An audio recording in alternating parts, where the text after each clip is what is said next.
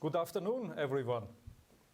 Exactly 5 years ago, Europe experienced its biggest ever irregular arrivals crisis with up to 10,000 people per day crossing our borders.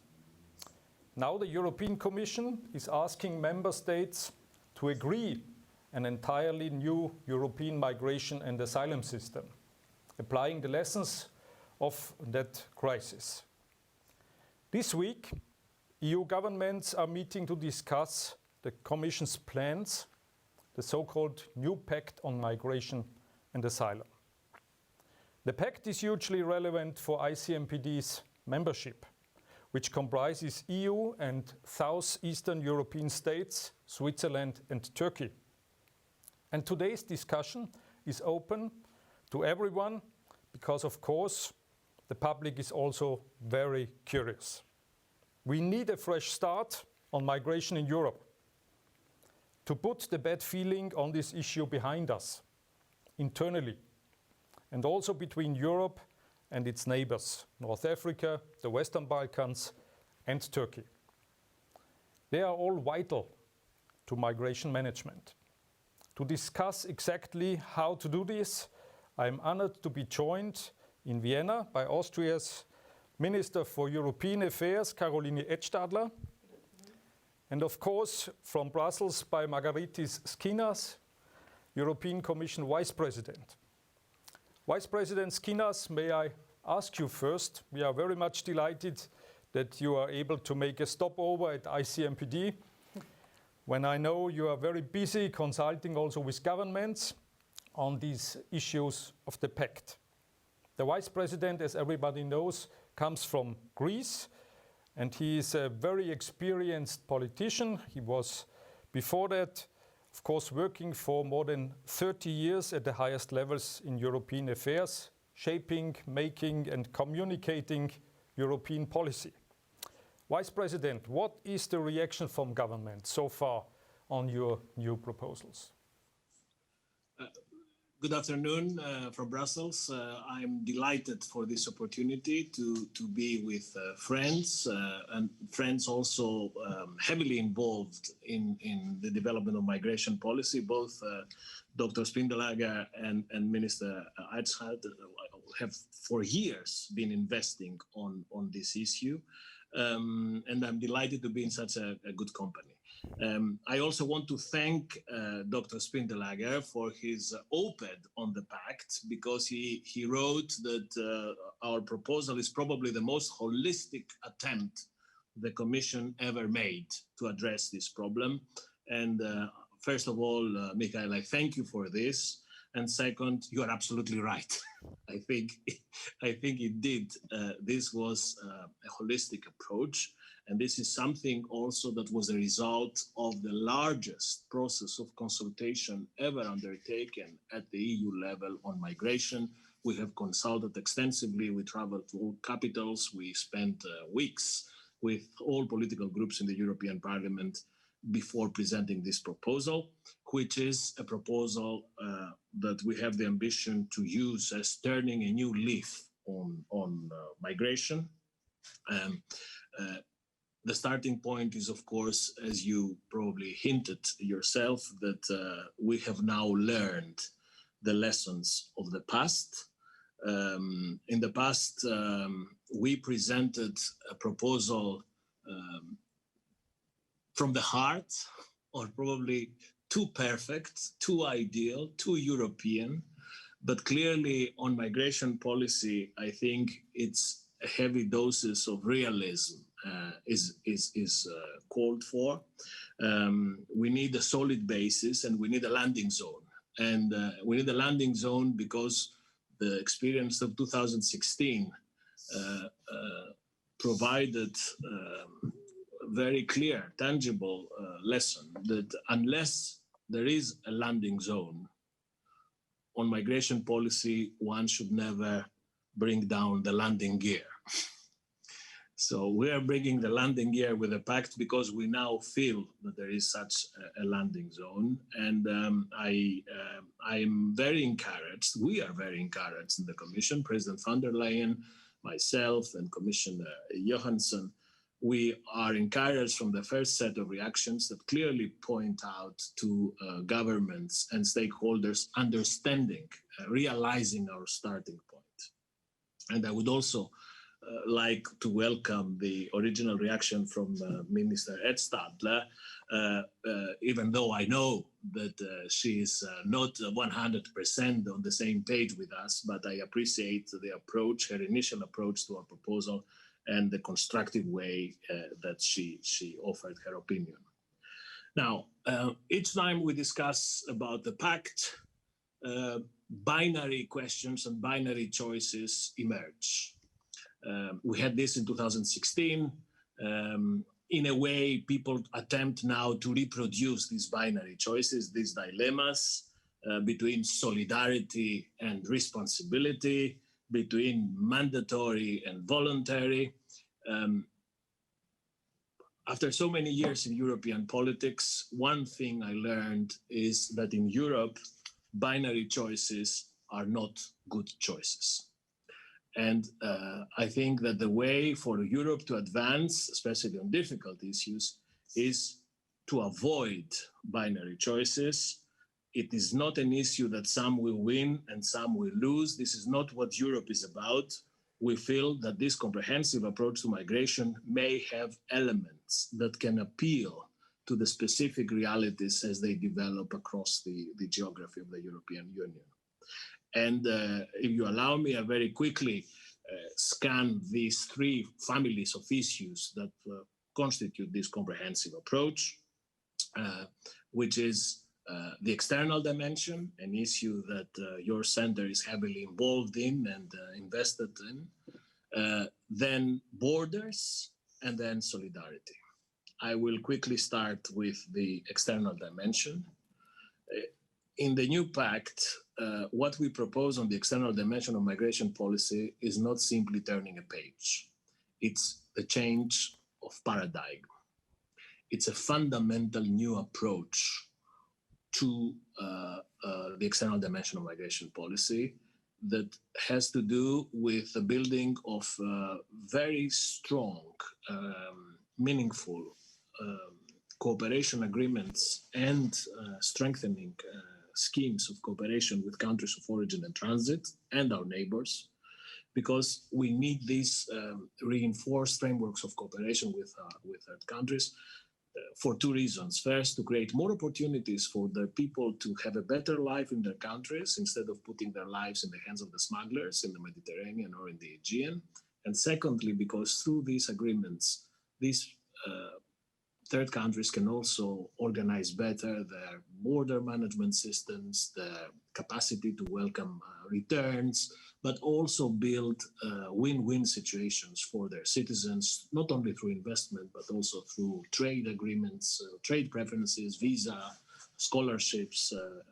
So our ambition on external relations is to have these comprehensive, balanced, mutually beneficial partnerships tailor-made to each of these countries. We do not think that on foreign relations or migration, you need one-size-fits-it-all approach. There are 25 states with whom we have to work, and we feel very confident that we can produce tailor-made offers for each of these countries.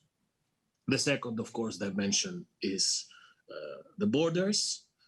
There again, we are introducing a totally new element, a totally new dimension, which we call the mandatory screening at all borders. As you know, when one arrives at the external borders of the European Union, something has to happen. And this is for the first time through this screening procedure, which will be mandatory.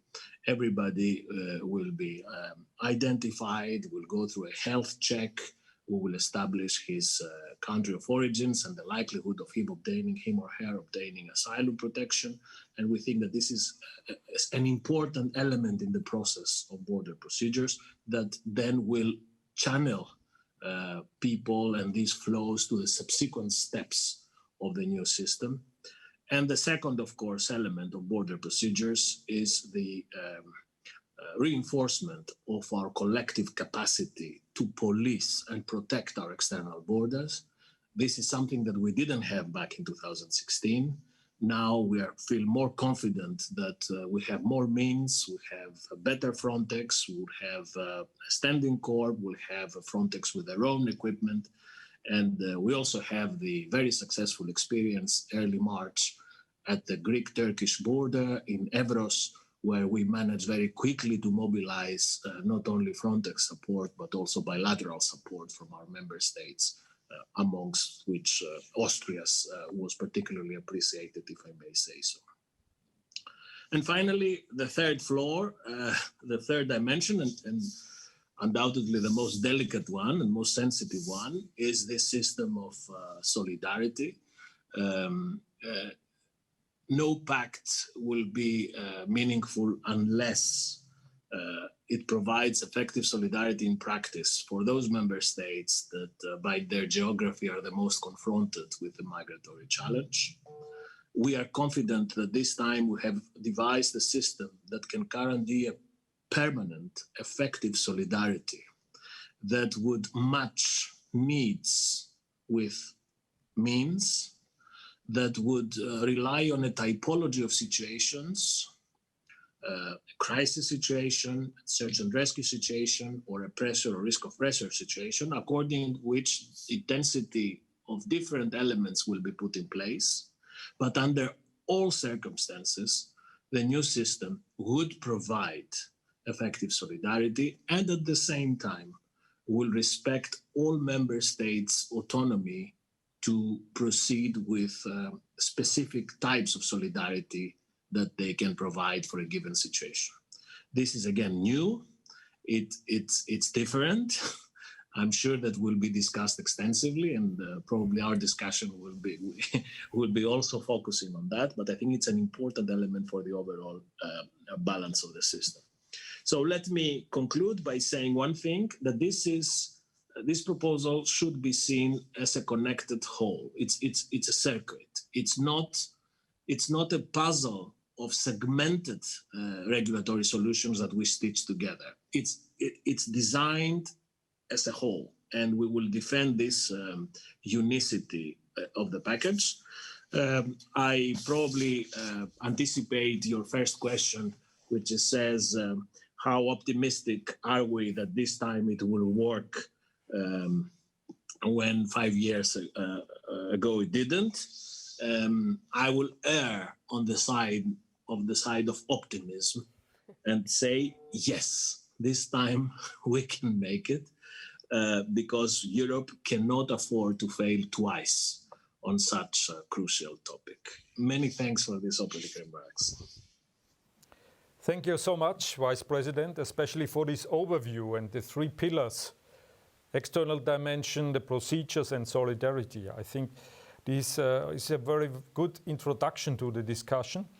And I would like now to turn to Minister Karoline Edstadler. You are also traveling a lot, yesterday in Sweden, talking about the migration issues. You are now responsible in Austria in the Government for European Affairs. But you are also very experienced. You have been a state secretary in the last government dealing with internal affairs. And at that time, Austria was in the presidency. You have been preparing European policies also at that time. So, of course, if you look at the Pact, reading it, what is your assessment? What will work? What do you think, if you read the Pact, what will not work from the Austrian point of view? Please. Thank you so much, dear Director General. First of all, I would like to thank you for taking this initiative and having this forum to discuss it. And I'm very happy, dear Vice President Schinas, dear Margaritis, that we can have at least a forum like that, discussing and exchanging our views, because I think it shows also that we somehow, still in the middle of a pandemic, adapted to the situation, that we are it's sad to say that, but we are used to see each other in video forums. But I think Europe is at a very crucial moment at this time, because we have to prove that we are able to find solutions. We have to prove that we will solve problems. And I'm in the meantime, I think, well known as an impatient and also demanding person. And I was in a regular contact also with Margaritis, and I wanted to see this package. So first of all, I especially, but we also as Austrian government, we are really happy and we welcome that the new EU migration strategy is now on the table and we can start these negotiations. The strategy is very comprehensive, it was already said, and we support several proposals in it.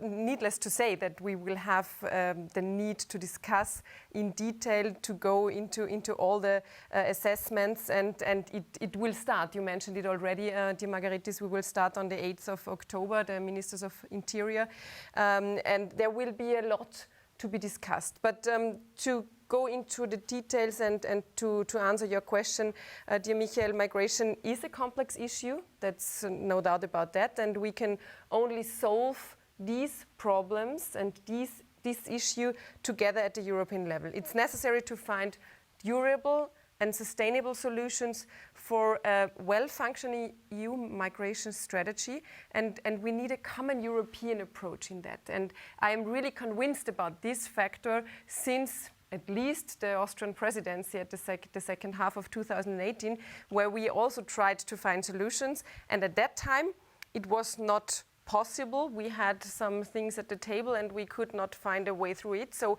I really do hope that we can start now the negotiations and find in the end solutions. Margaritis said it already, and I would like to catch up with that. Especially the external dimension is something which is really important also for Austria. We need a comprehensive effort, which are foreseen in these proposals also, to readmit persons who don't have the right to stay.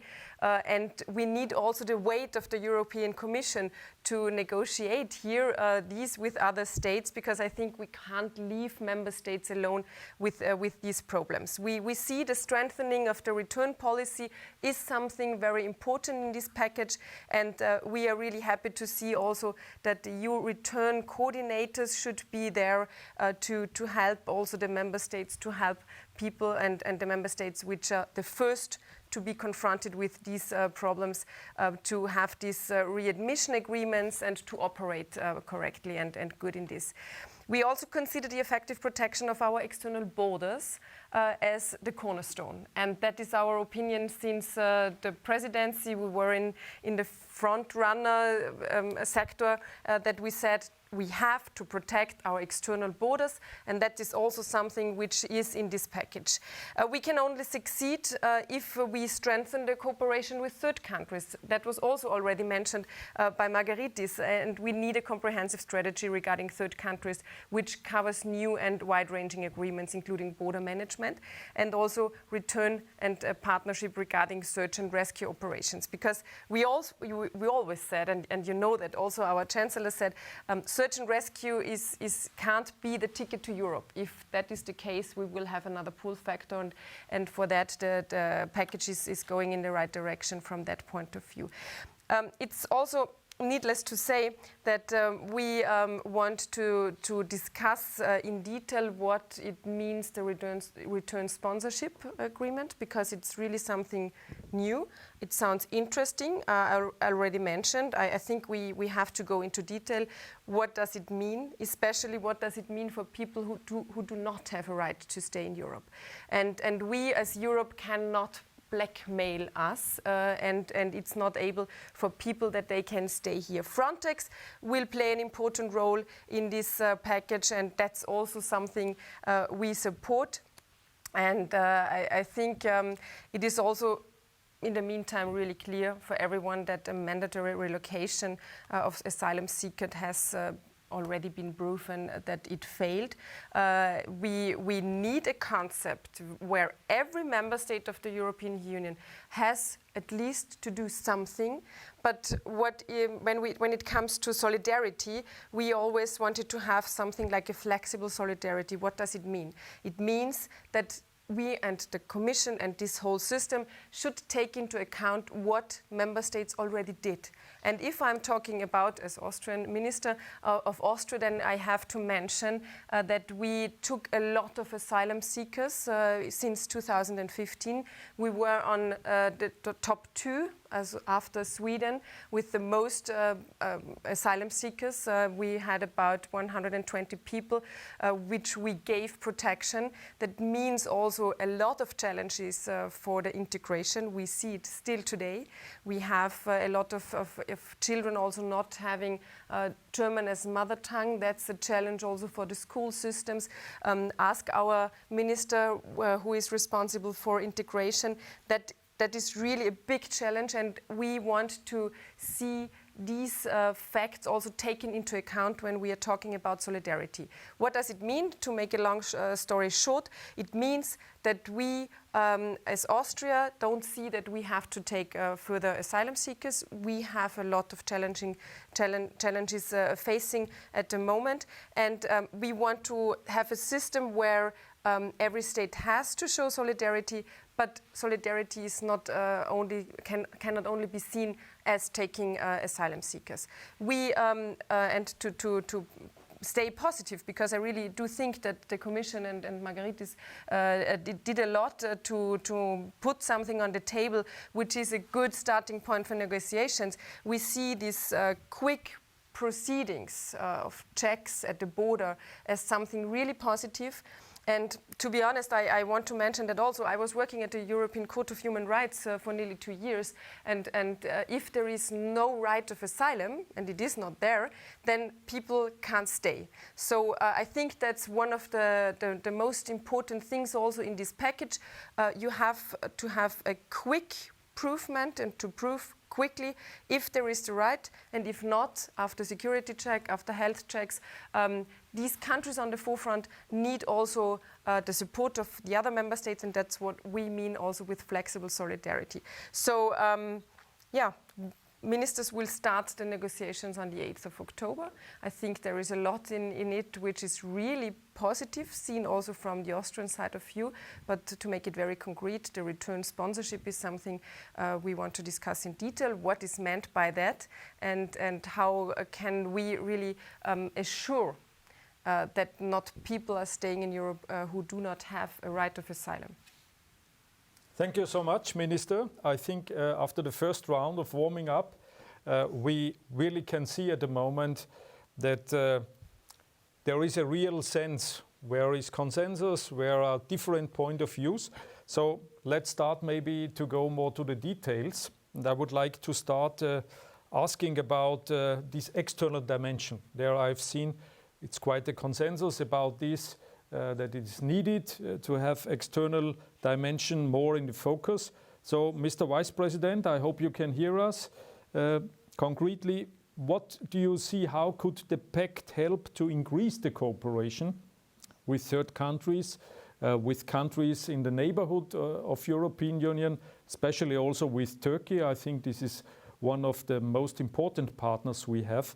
But maybe to get a little bit of feeling, what is the plans of the European Commission to increase this? Thank you for this question. Let me start replying to it by repeating what I already said, that in our mind, this proposal of the Pact is a circuit, is a connected whole. Everything connects to everything else. So one should imagine a system where we have a screening, a border procedure, asylum procedure, return, solidarity. Everything is part of the same circuit. The external dimension matters a lot because the European Union and our member states are the biggest donors of development aid in the world. We invest a lot of money in Africa and elsewhere. 5-6 years ago, we had the Trust Fund for Africa, where we tried to do more. But we also had the 2016 agreement with Turkey and 2 subsequent rounds of financing. But the problem was that all this good work on external relations did not fit with an internal European system for managing migration. To put it differently, we did not have a system within our borders so that we could organize effectively a system outside of our borders. The beauty, if I may use this word, of the Pact is that for the first time, we're setting up a European framework for migration and asylum policy. And we accompany it with a very strong external dimension that makes sense to our internal system. And how? As I said, our emphasis would be on 25 countries of origin and transit that matter a lot to us. For these countries, the European Union will proceed with country offers to have comprehensive, global, win-win partnership agreements that would create many more opportunities in these countries for their people to have a better life. And at the same time, through these partnership agreements, we will also make sure that the cooperation of these countries with the European Union on the management of migration, namely on returns, readmissions, and policing of their borders, would also be enhanced. So that's why I'm saying win-win, because an orderly management of migration with third countries is not only to the benefits of Europe, it's also to the benefit of these countries. It's a shared priority. On Turkey, of course, is a special case and is an important case because when I met President Erdogan on the 4th of December last year, indeed was the first leader that I met after meeting Prime Minister Mitsotakis. The first thing that I told him is thank you, because Turkey continues to host the biggest number of refugees in the world, around 4 million on their territory. Okay, with our EU support and our EU help. And Turkey also committed genuinely to this 2016 agreement, as we did, and we have a shared interest in the rather difficult and often uncertain geopolitical situation in Central and Eastern Med. We have a shared interest to use migration as part of a positive agenda between Turkey and the EU. And I think this is still possible, because I don't think that any European can believe that Europe can manage migration policy without some sort of commitment, understanding, cooperation. You choose the term you like with Turkey. And I think the political will is there. The fact that your center has Turkey amongst the members and plays a role, it is also important. I really hope that when we start these discussions on the Pact, we will not lose sight of this external dimension. And as you rightly said, I think this was one of probably the only issue that during our consultations came as a unanimous request. Everyone was telling us, please make sure that there is a strong international dimension in the Pact. And I think we deliver. Thank you very much, Vice President. Minister, also Austria is very much in favor of more external dimension work. What does Europe need to prioritize this area from your point of view? I think we should always think of somehow like a puzzle. The whole migration issue, in my sense of view, is like a puzzle. We need several parts of this puzzle to have a big picture. And a lot is about communication. So if we are thinking about the external dimension, I'm not only thinking about the border control, which is a cornerstone of this package, and the mandate of Frontex, but also the help which is needed in the countries of origin, in the third countries. And we do also know, and Margaritis, I think you will say the same. In these countries, there is very often a problem of a brain drain. So especially young people, young male people are going to Europe and they have wrong expectations in their mind. So we need a lot of communication, we need a lot of help also in these countries, that not the that the people are not going to Europe and selling everything, paying money to people who are bringing them to Europe, and it's really the baddest business you can imagine, than the human trafficking business, to name it. We should really help them in their countries, and if we do have these big pictures, then I think it's another way of communicating, and that would also help if Europe would speak with one word, with one European asylum system.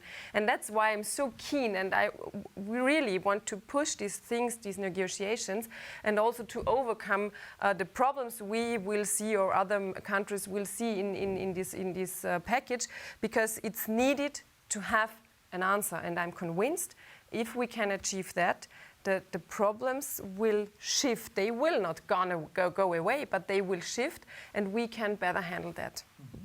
Thank you so much. Let me now turn to a more controversial issue. Of course, if we have in mind these pictures from Moria, of course, nobody was left indifferent with these pictures. So, of course, the question of relocation came up, and in many countries there was a discussion ongoing if this should happen or not. Some countries don't want to have refugees. Some refugees don't want to go to several countries. And so there are a lot also of logistical issues. So, Vice President, how has the Commission tried to ensure that relocation can be made workable and sustainable? Just a word before that on Moria, since this is the first time that this word comes up in our discussion. Moria pains us, it hurts us, it hurts me twice, both as a Greek national and as a European official. But I must say that Moria should not be seen or projected as the fault of Europe. I think Moria is the direct consequence of the cost of non-Europe. This is what happens when we do not have a comprehensive European solution. So it's precisely because we failed that we have these black spots. And this is precisely why we need to succeed this time with an integrated circuit, a whole of system approach, precisely not to have this phenomena. So I just wanted to make this opening remark. On relocation, there again, I think I understand that the term relocation is a politically charged word. I'm well aware of that. And probably that's the reason that I would never start with relocation when discussing solidarity. I prefer to start the discussion on solidarity and place the solidarity discussion into a new approach, which is, as I try to explain in my opening statement, a system that would allow at any time, under the three specific situations we identify, crisis, search and rescue, and pressure or risk of pressure, under any of these situations, when a member state pushes the button for solidarity request, our system should be able to deliver it. And the question of relocation is, of course, relevant because it will be part of the solidarity mix that will be provided. But what type of solidarity mix will emerge is something that would also depend on the specific situation. For example, the situation in Evros was different, the situation in Central Med is different, but we will, and this is the system now as we invented it, we will have a planning capacity, we will have a pool of solidarity offers every year that the Commission can immediately dispense to facilitate requests for solidarity. So it may well be that we have in our planning or in our solidarity bank or solidarity reserve enough number of relocations to cope.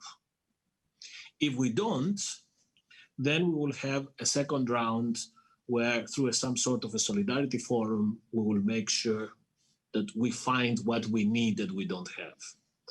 And if still this is not possible to meet at the level of expectations, then we would have a third round where the Commission will determine the right response.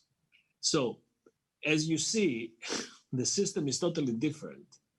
Relocation is part of the solidarity mix, but is not the only element of solidarity response. And this connects to the new idea of return sponsorship, because if a member state is not able to provide relocation solidarity, then this member state can assume return sponsorship. That means to organize the return on behalf of the European Union of the same number of persons that would have been relocated, and organize the return with the help of Frontex outside of the European Union. So as you see, the system is probably more complex, more sophisticated. We can discuss it. I'm sure that we will be discussing it for months to come, but it's a different system. It's a different system with relocation being part of the solidarity mix, but not being, as it was back in 2016, the take it or leave it option, which did not help us at the time. Okay, thank you very much. There are some new elements, I think, in what you have said, if you compare to the past. So, Minister, what are the circumstances that you think countries could accept relocation in a more sustainable way, in a more automatic way, or is this still a no-go for many countries? What do you expect? First of all, I really have to mention at that point that relocation is a red line for Austria. So we don't see relocation as solving any problems. And I think that is really one of the points which we have to discuss in depth. But first of all, I would like to second and support what Vice President said. Moria leaves us sad. Moria shows us that we have really the need to do something, to do more, to have the big picture, and I will stick to this puzzle on the migration policy in Europe to send also a message. Because what is the thing we have to do? We have to reduce the pressure on the Greek islands. We have to reduce the pressure on the member states which are on the forefront. And how can we do that? I'm convinced of that, and you mentioned it also, Margaritis. I'm in this issue also since years. In the meantime, we can't do that by establishing, and I would say it's like this, a pull factor. If we have relocation, or name it, something like a return sponsorship, which means that people who have no right to stay in Europe can be brought or have to be brought to other countries, then it's like blackmailing us, Europe a bit. And that's something, maybe I misunderstand it, or it's not clear enough by now, but I think we have to ensure that the return agreements work. And we can't risk to have relocation through the back door. That's really a red line for us. Again, we want to reduce the pressure for the Greek islands. We want to have less people coming to Europe with wrong expectations. And that's something we can only send to the world, to put it in a big context, if we do have a system which works and where is guaranteed that someone who is not allowed and who has no right to stay in Europe because he has no asylum reason, has and can be brought and sent back. It sounds really brutal, but in the end, it's only the only realistic way of looking at this issue. And that's what I meant, this return sponsorship. I think we have to talk about that, and I think we will have a lot of opportunities to discuss it also with the Commission and with Vice President Margaritis Schinas, what is meant and how the Commission also can help to ensure that the return agreements work, because that's a part of the problem at the moment. Thank you very much. At this moment, I would like to inform you we have more than 800 participants following us over the web. So we have also to look if there are specific questions from their side. And what I can see so far, one of the issues is this solidarity in a new perspective. And there is a new proposal coming up with this return sponsorship. So out of the toolbox, this is one of the new instruments maybe to solve the problem. So maybe, Vice President, you could explain a little bit more what is behind this new proposal. Yes, happy to. Probably, again, a word on the pull factor that Karoline just mentioned. I understand this question about the pull factor, but the biggest pull factor there is at the moment is the fact that the European Union does not have a migration policy. This is the pull factor. What makes the smugglers make a lot of money is precisely the, if not the certainty, but let's say the likelihood that in a system which is so disorganized as it is now, somehow they can organize the trafficking of human misery and make a profit out of it. So, of course, many of the things we're discussing can be accused of being a pull factor, but I think that if we strike the right balance of the system, the overall system will be not a pull factor, contrary to what we're having now. Now, on the very novel and naturally interesting, intriguing idea of return sponsorships, why is this now a central part of the solidarity mix we are proposing? Well, I think the main reason is precisely for the reason that Minister Edtstadler said a few seconds ago, that for certain member states, relocation is a red line. So if relocation is a red line, and that we know, we've been told, not only in Vienna, but in other capitals, knowing that relocation is a red line, but also knowing that we need to help the countries of first entry, we found a solution, a system, a formula with these return sponsorships that would take the equivalent number of persons that would have been normally relocated or that are not eligible for relocation, because we only relocate people who are eligible, those who are not should be returned, and then a member state could assume this return sponsorship. Not alone, with the help of our agencies, with very substantial EU support that we already have in our budget. So this would be, how should I call it now? I don't want to be misunderstood, but this should be European, organized, humane returns, something that is not happening now, and something which will be at the same time a part of the system overall and the central part of the solidarity component of the overall system. So I understand that there is a discussion on it. I am sure that there will be many discussions in the Council and the European Parliament, but we feel that in this system of permanent effective solidarity, this notion of return sponsorships can be used usefully in the new system we're designing. May I ask you, Minister, do you think the experience of Austria, that this could be a breakthrough if you have a box of different tools, and this is one of the tools to take responsibility for return more than to invite to have procedures for refugees? What do you think about it?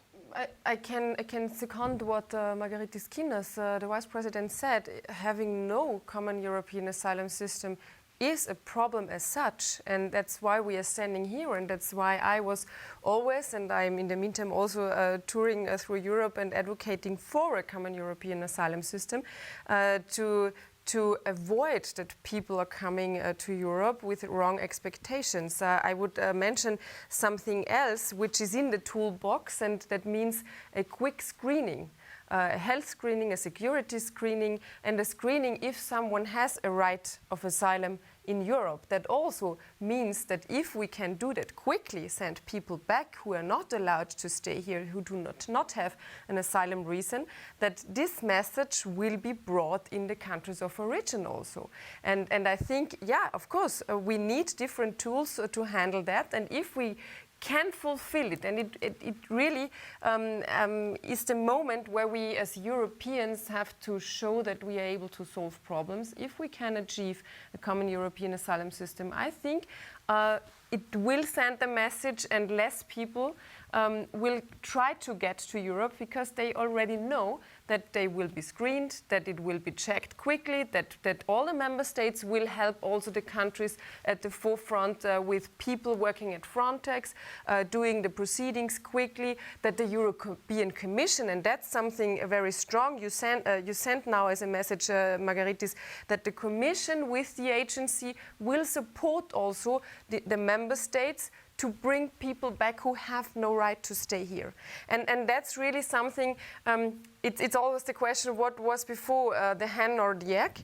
But I think if we once have this asylum system and everyone is standing behind it, without saying people and member states, they have to do this and that, but having a toolbox, I think it is really a big part of the solution and of a better treating of the whole migration issue. Thank you very much. I think you have mentioned it. One of the big issues is how to come to a more quick procedure, the screenings. So one of the new proposals, Mr. Vice President, in the Pact is this pre-screening procedure, just to look within 5 days if somebody could get asylum or not, and if not, of course, to start immediately the return issues. This is not an easy issue, as we all know, but I think it's most probably really the right focus, because the more you get a quick procedure and that you can decide early if somebody will get asylum or not, the better it is for everybody. Also for this applicant, because he knows then what's going on.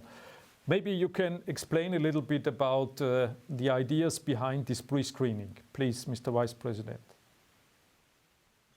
First, let me congratulate you, because all your questions point to the real new elements of the proposal, which is the biggest proof that you read it carefully and you understood the novelties. Well done. Yeah, I know it could not have been different with you.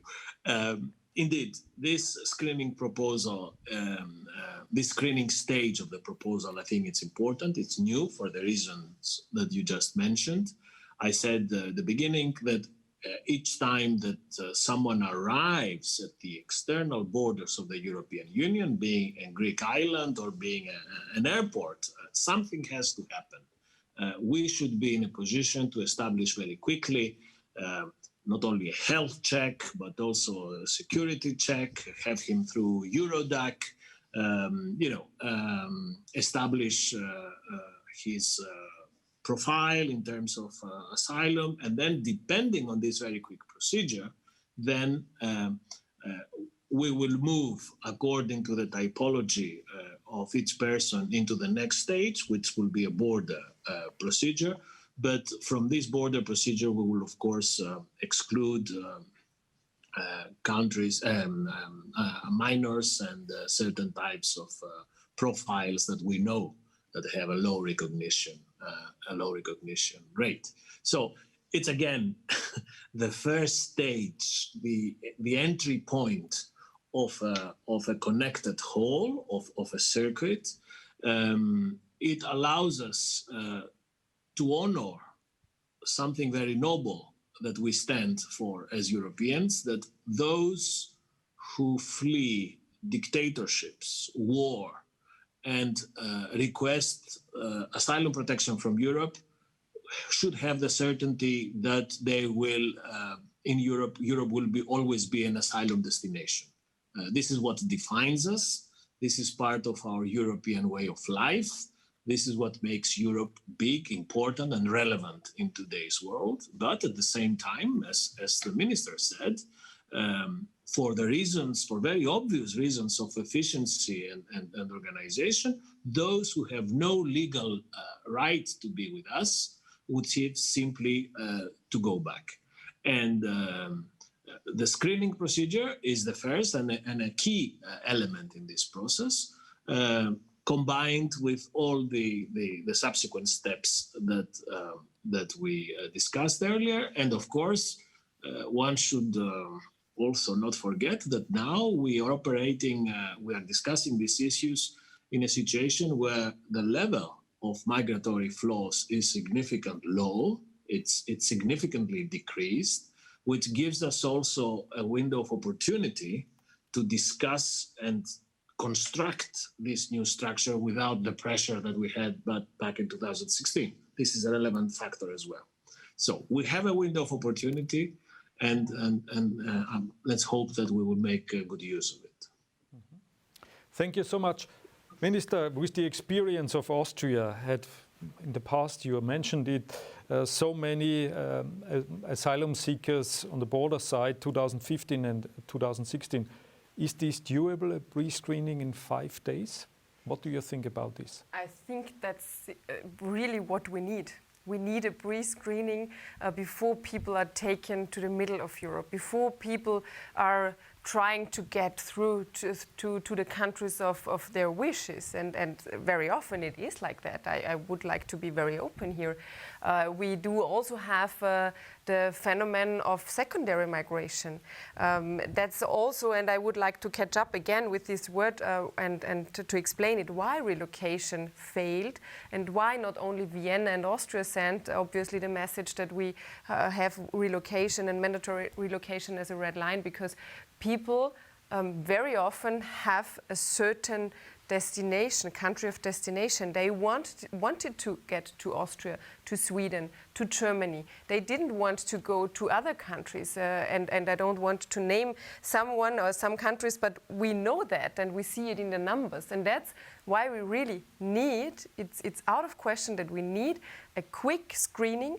And that's what I mean also with flexible solidarity. And that's what is, I think, and I understand it like that, also meant by the toolboxes of the Commission, which is in this package, that the countries, the different member countries of the European Union have to participate in this system. They should send people who can help to have this quick screening of health and security and of asylum reasons. And again, I see it as a very positive message also from this conversation today, that the Vice President also supported and seconded once more that the Commission and the new agency should support that and should ensure that we have agreements with third countries, and they have to take their nations back. And we need also a system of, okay, we help in the third countries, but they also have to help us to create and fulfill a good European asylum system. And that's what we can also see if we are looking back to the years 2015 and the following.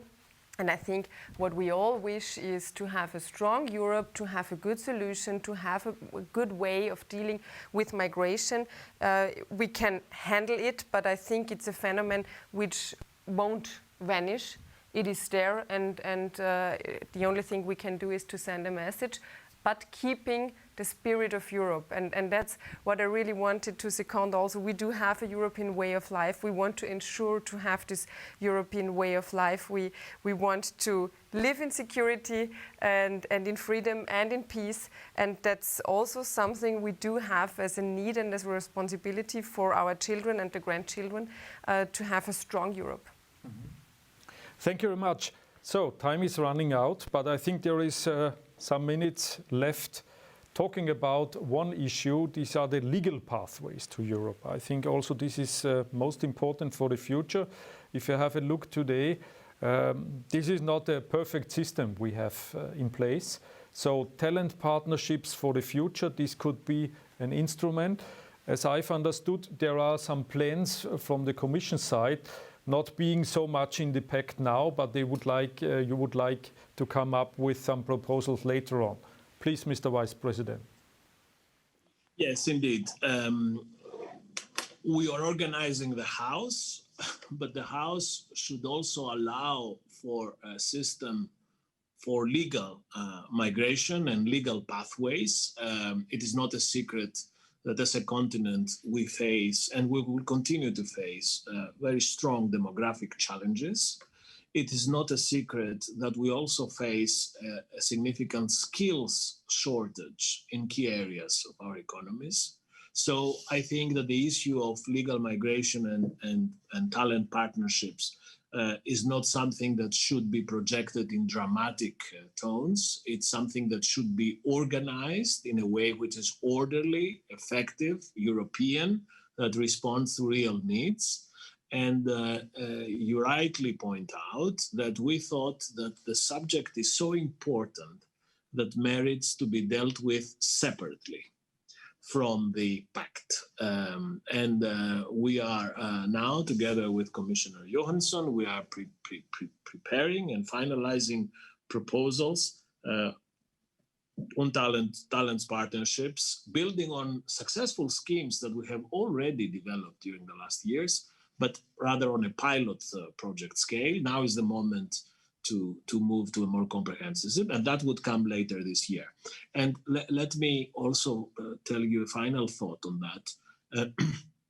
We have more chances also to organize these talent partnerships better if we have our cohesive, unified European asylum and migration policy in place. Or put it differently, member states will never accept a system of talent partnerships and legal migration in the absence of a normal system for managing migration and asylum. These things make sense if they follow one another, but the absence of one clearly has a direct impact on another. So we are confident in our communication. You will see that we announce this, that also you spotted, but the concrete proposals will come indeed later this year. Thank you, Vice President. Minister, in Austria we have this Rot-Weiß-Rot-Karte in place. There are also rumors that something is maybe going to be new in this way. What do you think? Is there anything in the pipeline? I can't talk in behalf of the Minister of the Interior. That's the first thing I would like to mention. The second thing is that I think now it's really on the table, and it's on my table as Minister for Europe, also together with the Minister for Interior, to discuss how we can ban illegal migration. And I'm also curious, of course, what is coming from the European Commission regarding the legal ways and paths to Europe. But I would say, let's do one step after the other. Let's cross the bridge when we get there. So, I would like to thank both of you having some time to make a stop here at ICMPD. It was a great pleasure to discuss with you, and I think all our participants could imagine that this is an ongoing debate, of course, but there are a lot of different issues where we can find consensus. There are also issues where we have to discuss a lot to find the right way out. But anyhow, I think it's wonderful also to have participants looking at this debate and looking forward that Europe can solve problems. And I would like to remind that we also had in the last 5 years a lot of efforts done, like the EU Trust Fund with Africa, like the EU-Turkey statement. So there was a lot ongoing, but of course we have to continue. And with that, I really would like to thank you both looking forward to have solutions for Europe. Thanks a lot. Thank you. Thank you, and keep up the good work. Thank you. Thank you. Bye-bye. Thank you. Goodbye.